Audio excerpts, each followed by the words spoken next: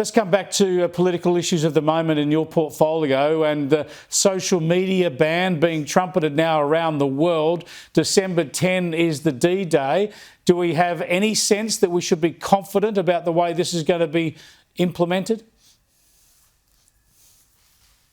My question now to the government is, what does success actually look like? Because when you've got platforms still being dribbled in and it's so late in the game, when we're now learning that platforms could compel Australians to use digital ID, and with Meta, they've said if they can't verify someone's age, then they will be asking for a birth certificate or a driver's licence.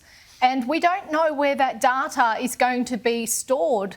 They'll be using a third-party provider to obtain that data. So there's a big question mark around, we already know Australians hate the idea of digital ID, but around the storage of people's data. It's very sensitive information. So it's moving beyond the concept which we all agree with around protecting kids into something else that it was never meant to be about.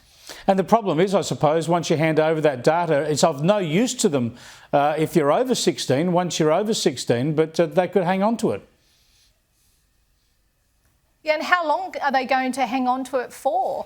Speaking to some of the platforms, I'm hearing, the third-party provider will destroy it pretty quickly, but we don't know what pretty quickly actually means. Yeah. And as I said, the idea that your data is stored overseas in an offshore data centre, it's just not acceptable. The Minister for Communications promised Australians, she even put it on her social media, calling it a myth that people would be required to show digital ID, and now we're finding it is, once again, with this government, is that the actual truth. They're not telling the Australian people the truth. Melissa McIntosh, thanks so much for joining us. We'll keep an eye on that one too. We're counting down to December the 10th. Let's see how all that goes.